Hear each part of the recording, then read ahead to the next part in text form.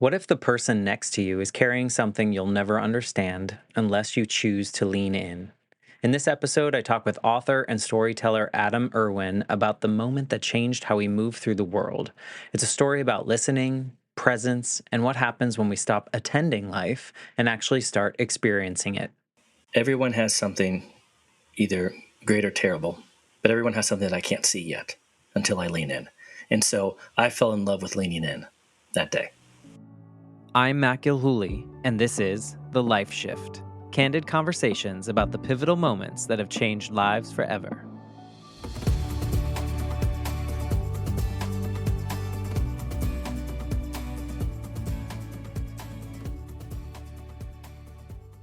Welcome to the Life Shift podcast, Adam. Thank you for joining. Thank you, man. It's so good to be here. Thank you for wanting to be a part of the Life Shift podcast. I know we connected on LinkedIn and we are going back and forth, and I'm terrible about responding because I am one that does not like notifications.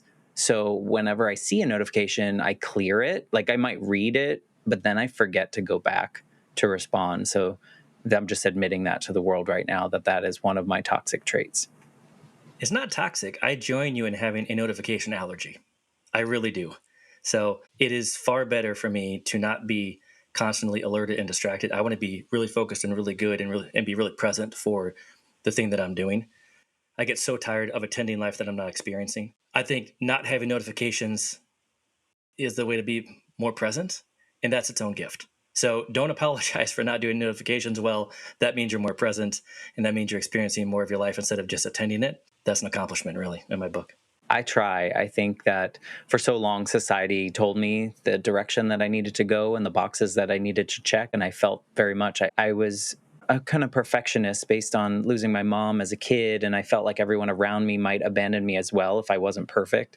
And now I'm in a part of my life where I don't feel as much that I need to do whatever so-and-so thinks I should do. I kind of lean in more with my heart. And I don't know if you experienced that growing up, of this, like, I have to do all these things and that will make me successful. I feel like, based upon what you just described, that I had more freedom than that. I didn't feel like performance or performing was what I had to be attached to. I feel like growing up, I had the love and the freedom to explore and cultivate and to draw out the things that had been put in me without an expectation of that having to translate or deliver for the purposes of anybody else, which in retrospect seems like a tremendous gift from my parents. No, I love that. I can't say that my father put that on me. Like, I can't say that people around me put that on me. I don't know if I think I just assumed it. Maybe just internalized it type of thing. Yeah, I think I did because, when I lost my mom when I was 8, and it was a sudden loss. And so at that moment, it felt like abandonment, right? I think you don't really understand too much at 8 years old. And so I was really afraid that my father was also going to leave at some point. And so I think I internalized that, like, I got to show up and I got to show that I'm perfect and worthy of sticking around for. And then it just kind of something snowballs like that as you grow up because you're so young, you internalize that and then it just is part of you. So it took a while to get rid of it, but yeah, I envy people like you. Well, I mean, that's a small sliver. There's plenty to unenvy. But it's interesting, though, you talk about abandonment. And I oftentimes wonder when I meet people and I hear their story, I wonder what definition, as far as what defined them, that they may have somehow misplaced. Because the small piece I know about your story, it doesn't sound like you were abandoned. Your mom left. She left this world. She didn't abandon you. It was not intentional. It just happened by accident. And so if you felt like you were abandoned, which is incredibly tough, and it's a very heavy thing to carry along with you for a long time, like you did, it sounds like, to look back and go, oh, I wasn't abandoned. It was just her time to go.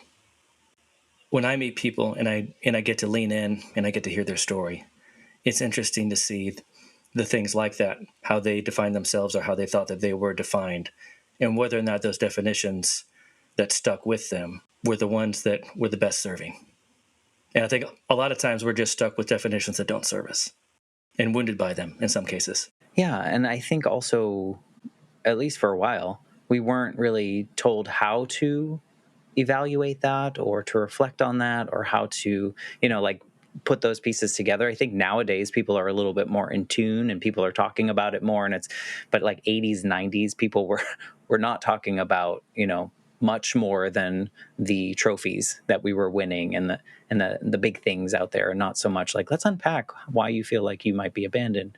But now I have the opportunity to do that, and I appreciate you hearing that. And before we get into your story, maybe you can just tell us 2025, who is Adam now? How do you identify in this world? How do you show up in the world?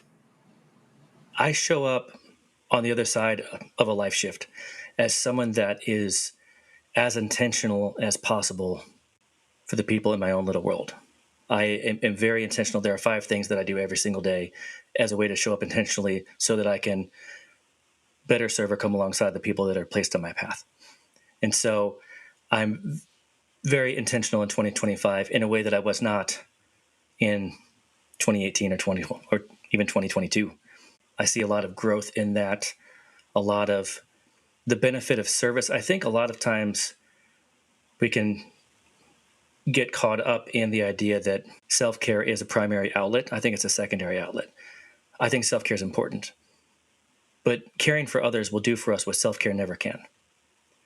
And so I found that when I intentionally show up well in my world and I'm looking to be helpful and engaging and help other people that I come across feel seen, that when I care for them, serving others does something for my soul that a massage or reading or meditation or anything else, prayer time, whatever it is, couldn't do. So yeah, I found that caring for others more intentionally has been a greater gift than I imagined it could be. And that's how I show up today in 2025, more intentional. We should all be that way. I feel like I'll just say that we should all show up with intention, right? Like, I feel like we should not be skating through unless we need to, unless it's a survival mechanism of some sort. There are seasons. Yeah, it comes down to bandwidth, right?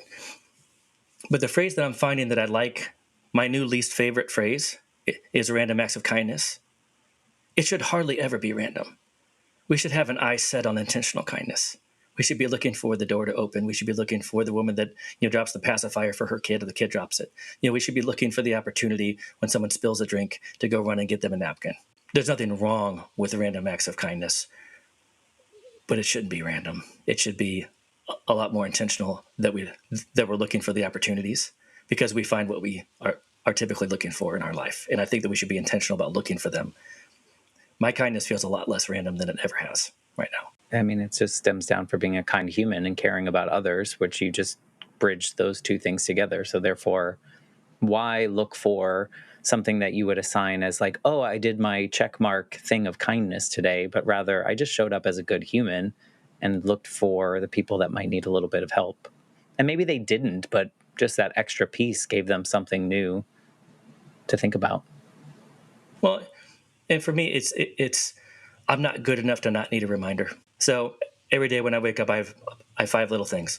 One of them is say something kind to someone, help someone who needs help, give or share what you have, ask someone a question about themselves, try something really hard. Those are my 5.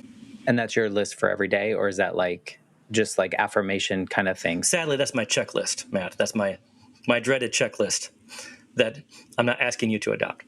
Part of where that came from with my project that we'll talk about, of the book we'll talk about probably at some point, but the experiences that I had on planes interviewing people and how I felt when I connected with another human in a meaningful way. I thought, how can I do that? How can I get that feeling when I'm not on a plane interviewing people? Because I'm addicted. Like, I love how that felt. Connecting with people in a way when you lean in and you just look for the best in them and you see these hidden facets of their character. It's like, I want that more. And how can I do that? So these 5 little things. The second favorite part of my day is when I take my little girls that are 9 and 7 to the bus stop. And I'll say, girls, what are the 5 little things? And they'll take turns reciting them back to me. Say something kind to someone, help someone who needs help. They'll take turns. The favorite part of my day is when they get off the bus running to me. Daddy, I did 2 of the things. And now they're telling me about how they said something kind to someone, or they tried something really hard. And they get off the bus telling me about their character because they were intentional about cultivating that. And they're intentional about being a servant and being as plugged in as possible to their own little world. It's like, that's my favorite part of the day. And so those five little things, I've internalized them myself. It kind of started just as far as trying to capture what I felt when I was on airplanes interviewing people. How can I accomplish that on dry land? And then with my little girls, having a chance to pour into them and kind of water those seeds. It is so fun to see how their character grows because of those seeds that we get to water daily. I love that. I love too, it won't be a checklist for them because it's so ingrained in them at an early age. And it's, to me, I can look at the quality of anybody's life, and this is just like a judgment thing, but in general terms, the quality of our life is determined by the quality of our habits plus the quality of our reminders. So these five things now are darn near a habit for me. When I go to the gym, when I go to a coffee shop, I'm for sure going to say something kind to someone. I'm for sure going to ask someone a question about themselves. Every single time. Habit. But I still need reminders on the other three. So I'm working on it. But I think you're right that as my girls adopt these as their own habits, it just becomes part of who they are. And then it's not a checklist. We only need a checklist when it's a reminder, when it's a habit, when it's just part of who we are, when it's part of our fabric. It's not a checklist. It's character. I mean, I love that. And I love just like envisioning the ripple that will have as they grow up and the people that they're affecting. And then, just kind of carries on. I think that's beautiful. And you've alluded to kind of how you got there, but it really stems from this life shift moment, right? So perhaps you can kind of paint the picture of life leading up to that life shift and then share the life shift, or however far back you need to go. I mean, just kind of paint the picture of who Adam was 10 years ago? Darn near 20. So from life shift till now, 23 years and kind of in the making. So I would say, I mean, in general terms, I've always been someone that has had a heart for other people, just inherently. I also fail sometimes at that, but that's kind of, I can look back, as I weave through my own personal story, I can see where, I was going downtown to give blankets and food to homeless people in downtown St. Louis as a senior in high school. I was working and volunteering with Special Olympics. Or, I can see different little points in my life and say there's a servanthood theme kind of woven in there. It was interesting though. Right after 9/11, I'm on my first flight after 9/11, and I'm at the gate, young 20s, and I'm looking for the terrorist on my flight. This is October of 2001. It's fresh, and the military is at airports with their big guns. You're taking off your shoes and your belts and stuff for the first time, going through security that way. And I was on the plane with my head on a swivel looking for the terrorist moment, terrified. And I got off the plane and I thought, you know what? I hate how this feels. My curiosity of people and my love for people I felt were just stolen from me. And what was left in its place was pure judgment. And I hated how it felt. A few months later, life shift. Even though I was someone that always loved people, I was never as intentional about leaning in until life shift moment. A few months after that night, that October 2001 flight, I'm sitting at the gate preparing to fly, and I see this couple at the gate. And they're probably 60s. And the man is easily the most grotesque, physically looking human I've ever seen in person. He had what looked like kind of boils all over. He had one leg that was sizably larger than the other leg, and he stood out. And it looked like he could feel the weight of the stares of everybody around him, and his wife sitting next to him trying to comfort him. And I thought, man, what happened with him? Get on the flight, and I'm sitting next to them on the plane, which I hoped would happen. I'm like, I gotta know. So I'm in the window seat. She is the middle seat. He's in the aisle seat. At some point during the flight, he falls asleep, and I kind of lean over to her and I say, how's he doing? And she goes, do you mean to ask what happened? I said, yeah. I said, can you tell me? And she said, we live in Hawaii. And when I met him, he was this stud of a surfer. He was a handsome guy. He's a stud. And we fell in love. We got married. And one day he got bit by the wrong mosquitoes, and his lymphatic system started to fail, and he developed something called elephantiasis. And it's a disease found in tropical countries where a mosquito will bite someone that has this this disease, it's a parasite. And then they go and they bite the next person and they infuse the parasite into that person. And it's not just one mosquito bite, it's multiple. But that's what happened. And seemingly instantly, he went from this stud surfer guy to this more grotesque version that was unrecognizable to anybody that knew him before. And I was like, man, can you imagine, one day you're just scooting along in life and then suddenly there's such a big rug pull and everything is just taken from you. Turns out they were special education teachers. And so the unconditional love that he got from his students was the exact medicine that he needed. And he was able to provide that back to them. And they just had this awesome kind of harmony about it. And after I got off that plane, the life shift that I had was, gosh, I want to lean in.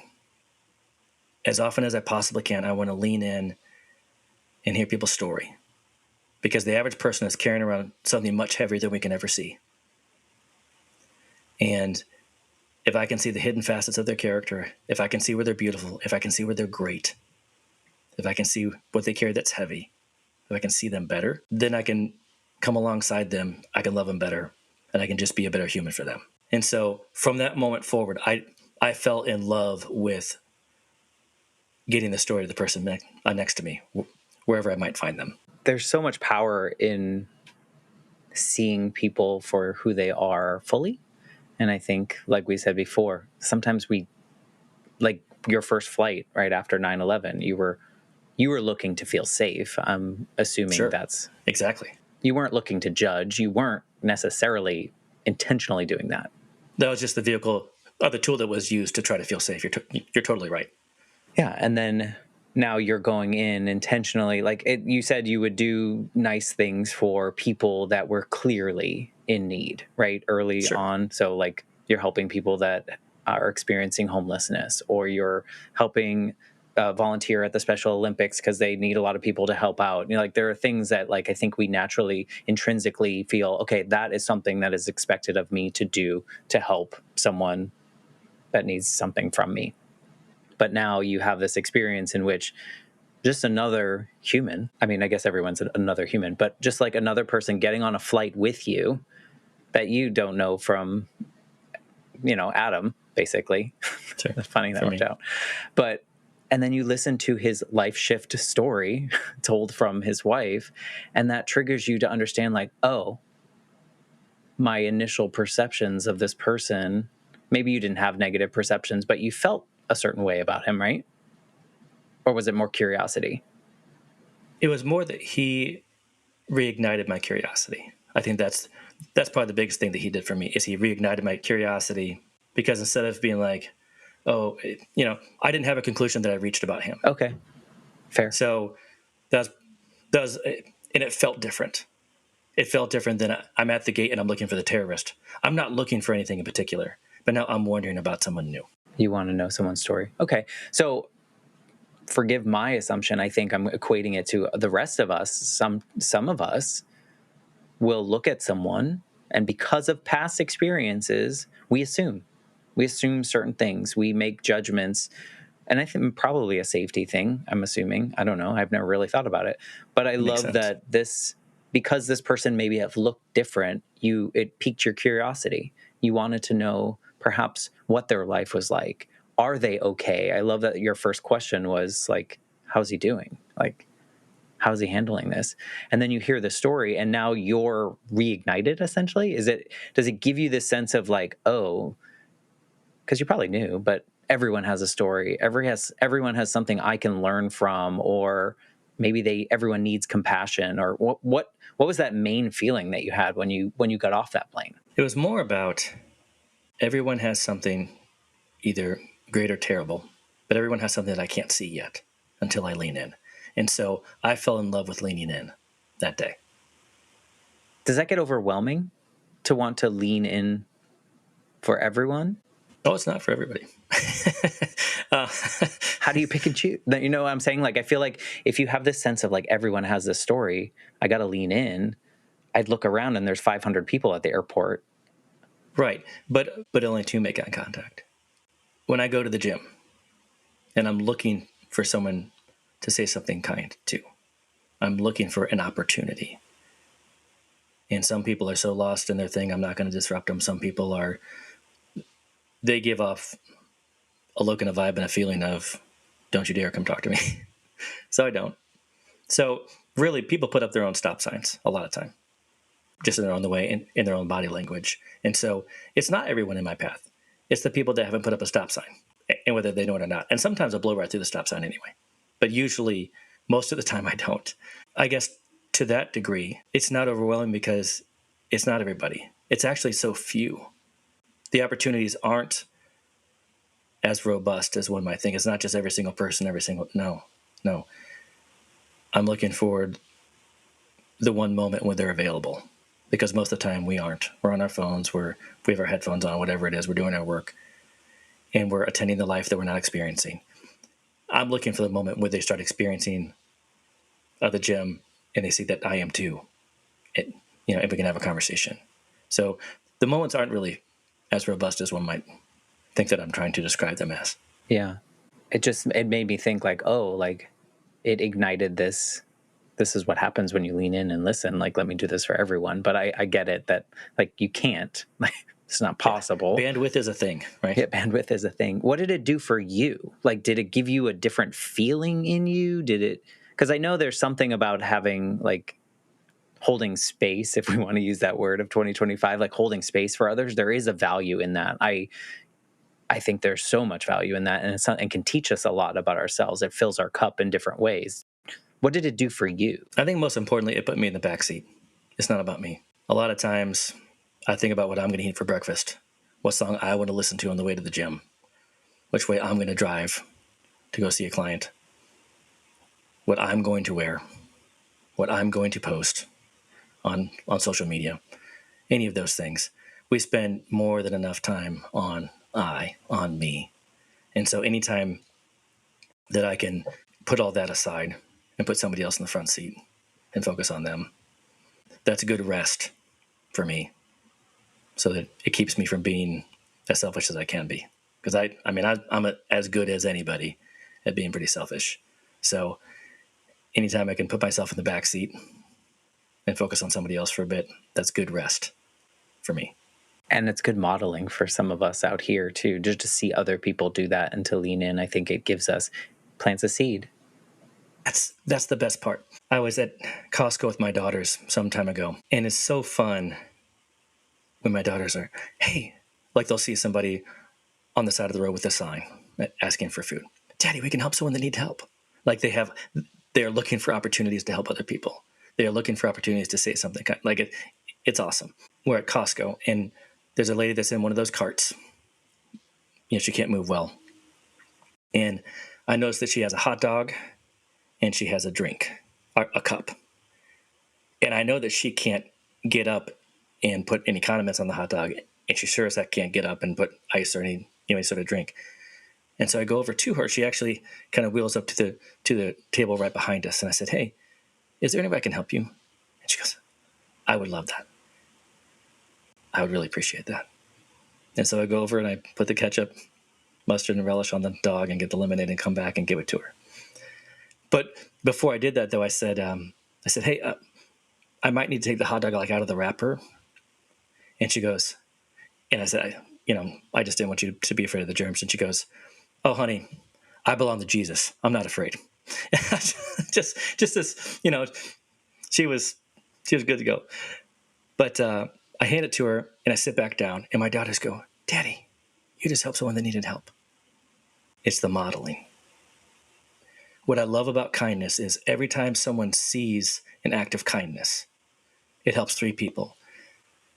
It helps the person receiving the act. It helps the person committing the act of kindness, and also anybody that observes it. The serotonin and the oxytocin, all the good chemicals floating around that cause us to have more faith in people, those are all activated by anybody that receives kindness, provides kindness, or witnesses kindness. It's a superpower. So to your point, modeling kindness is awesome because the ripple effect can be very robust.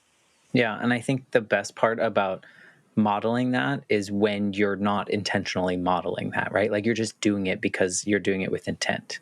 There's a lot of people that there is a performative nature about people out there that and I would venture to say that a lot of people that participate in the random acts of kindness, some of it is performative in the sense Sure. of like, I can tell you that this is what I did. What I mean by modeling is just seeing someone doing this from their heart and not from their checklist. Like this is something that you're doing and other people see it. And so I think it's just beautiful. And I love that you're infusing this in your children because, I mean, the world will be better because of it. I think that's such a beautiful thing.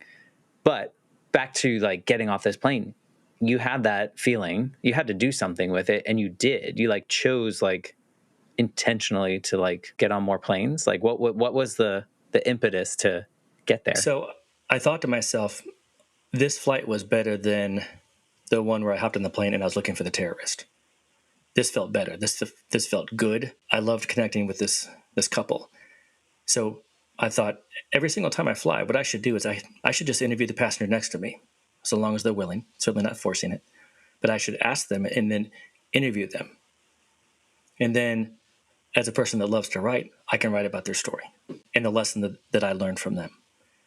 And so I did. So I started hopping on planes. I'm 20 something and I'm hopping on planes. And I get about 75 pages into writing the book. And from the jump, from the moment that I conceived the idea of interviewing people on planes, I'm like, it's called Lessons from Coach.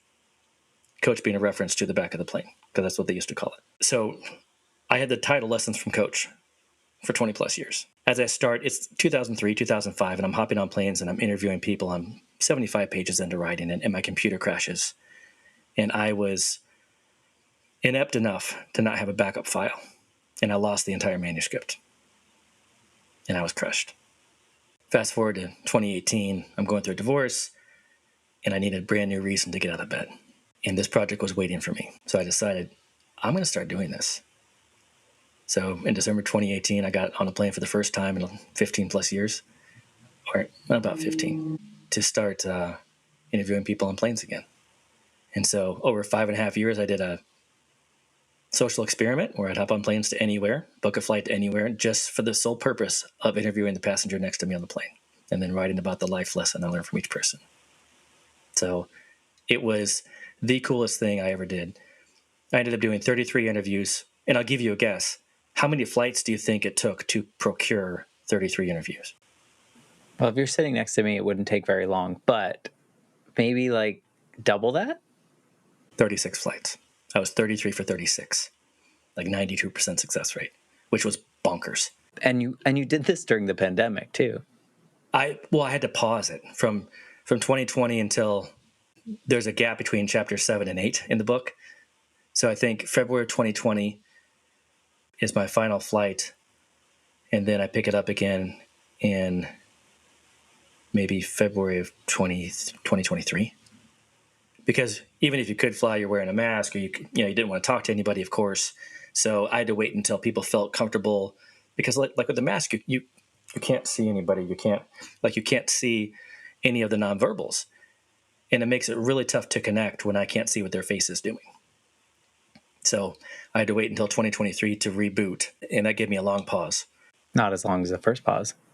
No, not nearly as long. But it felt like a long time because I was so in love with the project. And of the 33 that I interviewed, 14 cried on my shoulder during the interview. We got deep and we got into some life.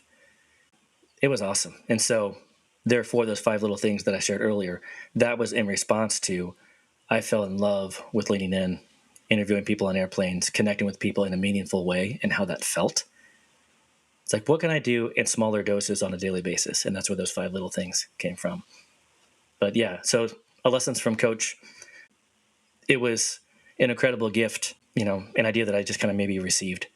And when I got a chance to walk through that project and go through it, it was so fun to do. Felt very meaningful, felt like it was good work.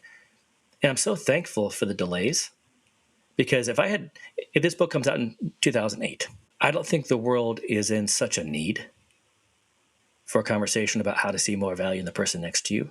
I think in 2025, this is right on time. I think we really need more of this right now. And so in retrospect, I'm thankful for all the delays, every single one of them. Pandemic, computer crashing, all of it. Were you leaning in during that bigger gap, or was life taking over? Did you feel like you paused all of it, or were you just not getting on planes to do it? I think I paused most of it. I, it doesn't mean that I was a worse person. I was just less intentional. I paused the intention of it. Yeah, you kind of got lost in life. It's almost like anything that you stop doing. If you stop, if you get in the habit of push-ups, then you stop doing push-ups. So I think I became interpersonally deconditioned. And I think a lot of people are experiencing that because when we connect on Zoom, when we connect on Instagram, or anything that we think is connection, we're deconditioning our ability to truly connect with another human one day at a time. And that's what I saw in myself during those gaps. Right. And I think we have to give permission to those parts of ourselves too. Like that's probably what you needed to do at the time. Like sometimes we get in these, I think of the times in my life in which I've been quote unquote depressed or like in a season of grief or whatever it may be. And in the moment, I feel most of the time, or I felt like overwhelmed with the fact that I was depressed. Like I shouldn't be, like I should move through this. I need to get through this. Looking back on those moments, I'm like, that version of Matt was just surviving. Like that was all he knew how to do. And that's where he felt safe. And that's why he needed to stay there for as long as he did, whatever that period is. So I kind of look at, like if we decondition and whatever that may be, maybe we needed to do that at the time. Yeah, I think that all of our seasons have purpose. I think they do. And I mean, in Minnesota, if we had all winter, I'd go bananas. If we had all summer, I'd go nuts. Having different seasons, it helps to lend perspective. So the next time summer comes around, man, I appreciate summer when it comes around next. And so, yeah, so I think the seasons have purpose. I think our pain also has purpose. And so we shouldn't rush through. We have a hard time. I know I have a hard time sitting in something. I want to fix it. I want to heal it. I don't want to sit in it. And sometimes you can't skip that step. Sitting in it is part of the process. And we may not love that part of the process. It may be the worst part. But I think if you try to skip the sitting in it, good luck effectively getting through it. I think very similar to what I've learned for myself is the acknowledgement of said feeling, said whatever is happening, and acknowledging it to myself, people around me, like, hey, this is what's happening. I understand it. I know it. I have my own way through it. Just want to let you know that I'm okay, but here's where I'm going. And that's been so helpful for me because I think for so long I would try to mask it, which then just doubles everything, right? Like I feel like you're pretending everything's okay, but everything's not, and you're upset about everything not being okay. It just becomes a big mess. So yeah, I think sometimes you have to sit in it and kind of wait it out in its own way, in the way that you get through it. It's a challenge. And I think that that's a learned behavior. I think sitting in it is not instinct. I think our instinct is to try to fix it, try to heal it, try to run through. And the more we experience life, the more we learn in retrospect the value of sitting in it. And so maybe the next time that we run into a pain point in our life or a certain type of season, maybe we get that reminder that, oh, this is a sitting in it period of this. But it's still hard every time. It's hard being human. Yeah, there's the challenges to it. I wish I had known when I was younger that life was going to be this hard. Yeah. But you had to sit in it. You had to sit in it. I did have to sit in it. And sometimes I step in it too. We all do. When you were talking to all these people, 33, you said 33 people, was there any like surprising through line through all of these stories, although wildly different? Was there anything that you found was like so common across all 33 conversations? Not across all 33, but I think if I were to paint with a broader brushstroke, I'd say there are two things that I'm looking for in most humans when I lean in to try to get their story. One thing is, and I alluded to this earlier, the average person is carrying around something much heavier than we can possibly see. I think that's true. If you live enough life, you're going to end up carrying around something pretty heavy. And I think number two, everybody has a bit of superhero in them, an invisible cape.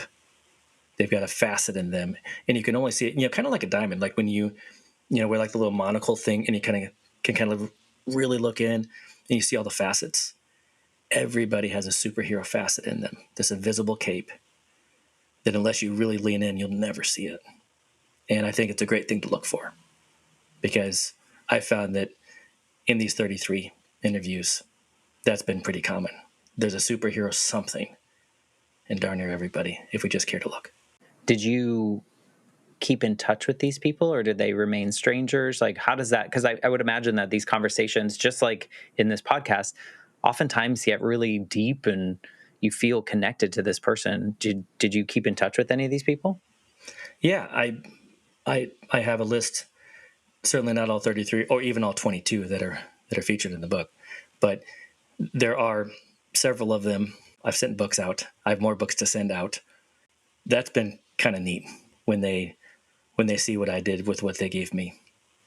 Reading my version of their story. It's been fun to get the feedback from them, and sometimes like their family, and say, "Oh man, you did that pretty. Like, thank you for what you did there." So it's been an honor to keep in touch and to send these people their book and have them get a chance to read it, and yeah, it's fun.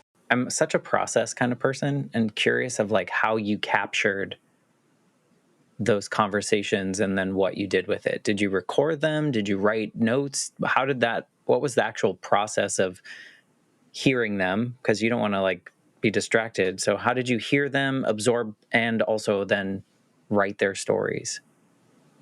I had an iPad with me, and I would just type out notes as we would go, so they could even see like what I'm typing. I'm right next to them. But it was cool, and even securing the interview, as we would sit down and we're getting settled in our seats, I would say something to the effect of, "Are you flying business or pleasure today as we go to Charlotte?" And they would tell me, and then 9 times out of 10, "How about you?" And I would say, "Well, it depends." And they would kind of tilt their head. "What do you mean?" And I'd say, "Well, every time I fly, the only reason that I fly is so that I can interview the person next to me. And then I write about the life lesson that I learned from each person. I'm writing a book called Lessons from Coach, and I'm sitting next to you. So with your permission, I would love to interview you today. Before you answer, I have 2 promises. Number 1, I'll move around enough of your personal information. I'll obscure the details so your next door neighbor would never know that it was you. Number 2, this will be the best flight you've had in a long time." 33 people out of 36. Very Okay. good. Yeah. And off we would go. And I would start with, where'd you grow up? Did you play any sports? What was, were you in choir? Just kind of softball stuff. What do you do for work? Do you have a family? Are you married? Do you have kids? And just kind of get them comfortable. And then I had 7 questions I would ask everybody. I call them my core questions, because as you answer them, I learn a bit about who you are at your core. And these are deeper. And as I would introduce them, I would say, "Hey, I just want to give you permission right now. These are different types of questions. So if you need a moment to think, just want to make sure that you know that you have the space to do that. And whenever you arrive at your answer, then we can pick it back up." So question number 1 was, if you were president for a day and you could make a change to the country, what would you do? And it was interesting because it's not who'd you vote for. It's not which party do you prefer. It's, what do you see in this country that you don't like, and how would you fix it? So some people were going to say, "You start with politics?" No, it's not politics. And what was cool was we could talk about things about our country, what was right, what was wrong, how we'd fix it, what we don't like. And it never once turned political. "Oh, this is Democrat, this is Republican. I like this politician, I don't like this one." That never even came up. We just talked about issues. It's like, this is how discourse should be. Awesome. I don't need to go through all 7. I can. But question number 2 was, what was the best day of your life? And that was... It's a hard question. It is. In fact, one guy didn't have one. Question number 3 was, what was the worst day of your life? And that's where 14 people cried on my shoulder answering that. And then I spent the next 4 questions bringing them back up. So when I built the questions, I built it in a way I'm like, this is going to get tough, but we're going to bring you back up. And it's interesting. Question 4 is, what's your anthem? And the way that I describe it to people, because it's what I call a positive disruptor, because we're after you answer about the worst day of your life, we're in a low spot, and then I turn it on on its side. And I have to define what it is that I'm asking you. And what I'm also doing, unknowingly at the time, is I'm engaging you in neural nostalgia. Because when we think about music from our childhood, like a song that we love. So when I ask someone, what's your anthem? I'll say, this is what I mean. And then I give an example.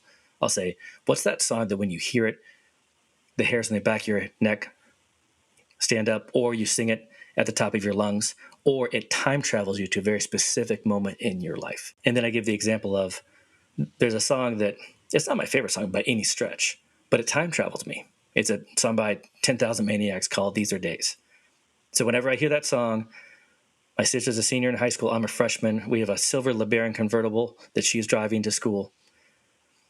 I'm wearing khaki pants, a button-down shirt, and a tie because I'm on the freshman basketball team and it's game day. I'm eating cinnamon Pop-Tarts because those are the ones I like the least. My mom would go to Sam's Club and get the 4-pack, and I always ate that one last because I didn't like it. Every time I hear that song, it time travels me to that very specific moment in my life. Neural nostalgia. And so it turns out that neural nostalgia is a great mood lifter. It's the perfect question to ask after having somebody low. So we started bringing people back up with that question, which is kind of fun. I got stuck on how, like, I don't think I could answer the best day question. And I wonder if other people can't answer it because we don't remember the best days as much. The worst moments are the ones that stand out so brightly in my head. And it could be my own having such a traumatic event at 8 that like startled me into something. But it's like, I would be hard pressed to be like, oh yeah, that was the best day. But I certainly could tell you a few of my worst. And I don't know if it's just because those stand out more based on my own experience or if other people experience that as well. I think it's perhaps a more important question to answer then. Because if we don't, I agree that we take a lot more negative inventory than positive inventory. I totally agree with that. We're good at negative inventory. And so anytime we get a chance, an opportunity to look for the good, to retrace our steps a bit and look for the good, I think it has a chance to lift us up in a way that we weren't expecting. I agree. Gratitude is amazing in that way. And so anytime you can tap into gratitude, which is kind of what that question attempts to do, then it can do a special thing for us. This is a silly question, but how did you choose where you were going to fly? I was looking for cost effectiveness. I was, I'm funding this sucker, and it's right after a divorce. I don't have any money. So I was looking for cheap, and as a Minnesota guy, I'm looking for seasonally appropriate. In January, I'm going to Phoenix, and I'm going to Florida. In July, I'm going to Seattle. In April, I'm going to St. Louis and Nashville.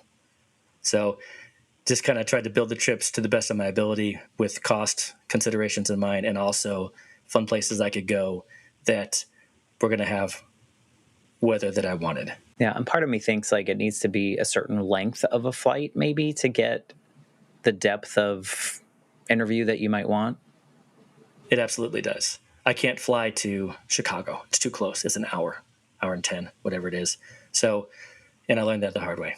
And each of the chapters is named after the city that I traveled to. So lessons from Denver, lessons from Tampa. So going into this reboot of your project, you were going in with this intention, this lean in, this re-energized version of you. Did much change about, like, do you see a difference between when you started it and when you finished it through those 33 interviews? Like, were you changed because of the process from 1 to 33? Yes. And I put that, and this is hopefully comes across as not an attempt to be self-serving at all. The subtitle of the book is Restoring Empathy, Curiosity, and Being Present, One Flight at a Time. Those are the things that I saw the most growth in. Empathy, curiosity, and being present. In addition to that, some really tough life happened. Divorce was tough. The pandemic was really challenging. And then my dad passed in August of 2020, and that was significantly challenging. So having gone through some pain, the interviews after some of that pain, the second half of the book, I'm more weathered as a person. And so I felt like my empathy got a boost because of it. It's curious. I wonder if you have more hope for humanity after doing a project like this. I think Absolutely. Yeah. Yeah. I think I can kind of relate to it too in the podcast sense of like just hearing more stories and realize how different most people's stories are. But this through line of similarities and the things that are easily relatable. And I think it's to our earlier point of like, I think we're naturally looking for differences, or we were trained to do that. Yeah, I agree with that. There's not as many as we like initially thought. The Maya Angelou quote about we are more alike than we are unlike. Absolutely true. Absolutely true. And I think what can confuse that, what can blur that for us so we don't see it as clearly. On social media, what we see, everybody has a camera. And so because of all the noise, we end up seeing the outliers, the truly awesome, the truly terrible. So when we're looking at a social media reel and we're just, kind of doom scrolling through it, it's all outliers. But when all you see is outliers, like, oh, this is normal. No, they're outliers. That's not normal. Normal is stuff that we're not seeing because it's not crazy enough for the algorithm to send it to us. It's not shocking. It's not shockingly great. It's not shockingly terrible. If it's not shocking, it's not sent to us. And so I think because of that, because of algorithms of social media, sometimes we are the victim of being overrun, inundated with outliers, and then confusing that with normal. And it's not. They're outliers. So, but it's so amazing. Every authentic conversation I get to have with the person. Yesterday, I'm at the Hard Rock Hotel in New York City. I sat down next to a lady named Maggie, and she's reading a book.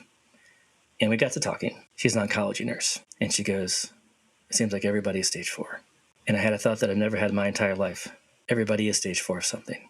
It might be stage 4 loneliness. It might be stage 4 anxiety, stage 4 cancer. It might be stage 4 disappointment. And I think if we treat people, and maybe they're in remission from whatever stage 4 they were in, but if I treat people as if they have gone through stage 4 something, I probably love them better. I'm more patient with them, more gracious. So for the first time in my life yesterday, it occurred to me that we're all stage 4 something. And every time I have an authentic interaction with somebody like that, and I learn something new that another human teaches me, I get more optimistic about other humans. We're going to be okay. Gives you more hope. It gives you more hope in humanity, I think. It's to your outlier point too. Just it can be really cloudy sometimes when we only see the outliers. We have to be reminded that they're outliers. That's right. No, I mean, I love that this journey, this intentional journey, right? Like to put one, you have to take the step to like, I'm going to spend money to go some random place to do this. Like that's big. That would stop it. That would stop a lot of people. Just step one. Money I didn't have. I'm not rolling. I'd been wiped out by a divorce, and then I wasn't allowed to work because of COVID.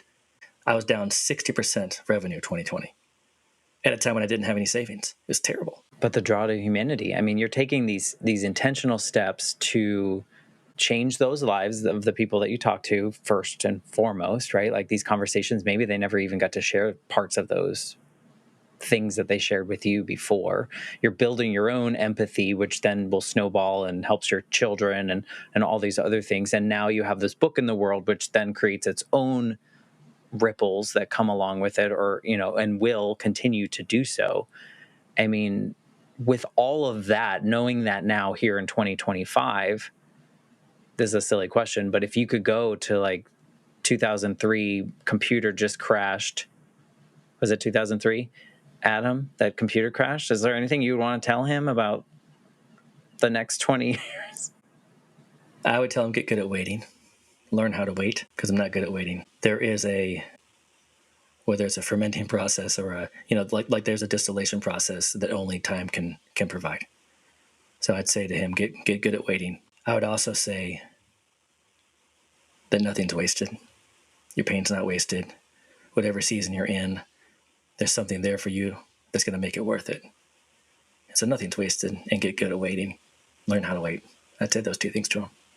Well, I mean, good on you for knowing that now, right? That nothing's wasted. Probably in 2004, maybe you were like, oh God, let's go. Like, let's get so mad. So I'm like, I'm doing a good thing here.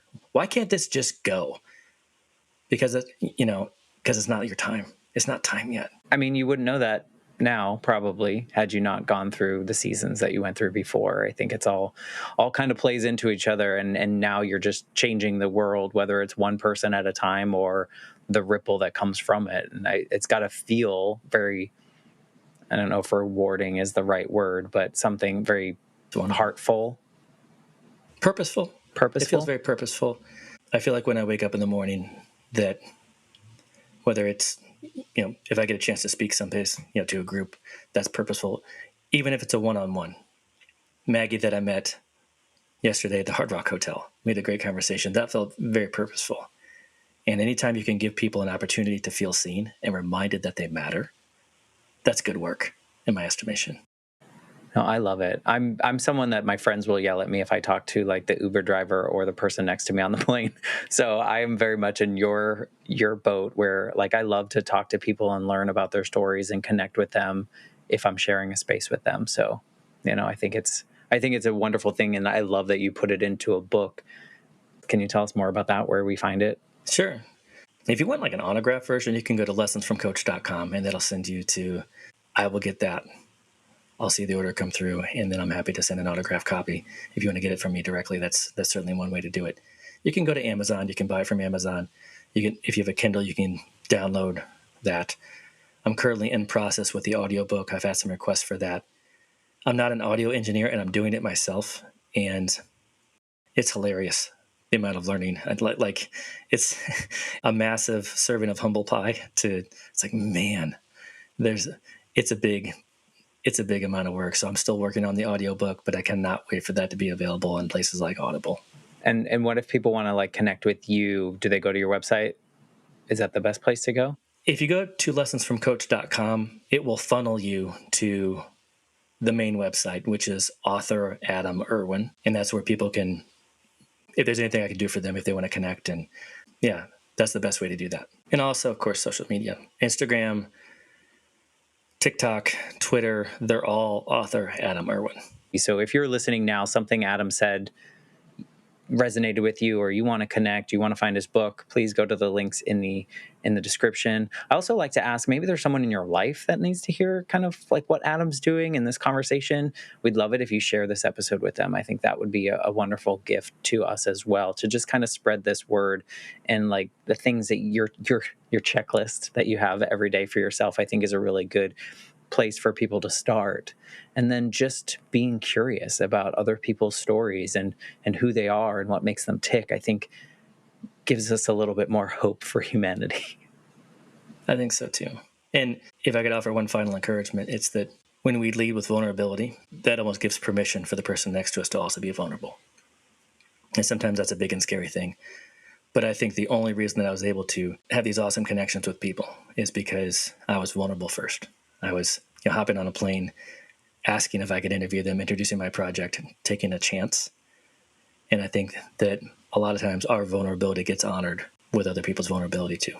Totally. I agree. Definitely. I'm all for sharing our vulnerabilities where appropriate and with people that can understand. And I think it goes to the modeling comment I mentioned earlier about your daughters and the things that they're doing, and seeing you do kindness, and modeling that in an authentic and intentional way. It's the same with vulnerability and just showing up as a human. I think it's just like being a compassionate individual that cares about the people around you that you may or may not know. And we're all trying to do the same thing here, right? So, well, thank you for telling your story in this Matt way on the Life Shift podcast. I appreciate it. It's so valuable, and I hope more people are inspired to connect with others and lean in. I love that phrase because it's important. I think also for the people that aren't being heard, right? So like even sharing their stories for the first time is so important. So thank you for what you're doing to the world, or for the world. Thank you. And thank you for providing a place like this that we can have conversations that are meaningful. It's really, and that other people can hear them too, and kind of be a fly on the wall for our conversation. It's really powerful to be able to set up an environment where these types of conversations happen and flourish. And it's special. It's not usual. It's atypical. So I appreciate what you've done to build this to allow these types of conversations to happen. It's awesome. Thank you so much. Well, I appreciate that. I accept that. I go into each episode thinking of the 8-year-old version of myself. And had I been able to hear that other grown adults that had gone through some stuff were okay and were existing in the world, I think life would have been a little bit different. I felt very alone in that. So I hope that each episode is finding the ears that need to hear it the most to feel less alone and to feel inspired to move into the world in a different way because they hear other people's stories. It's all about that modeling. So thank you for saying that. It's been such an honor to have this and to create this. So thank you very much, Adam. Thank you so much. Everyone listening, thank you. I will be back next week with a brand new episode of the Life Shift podcast.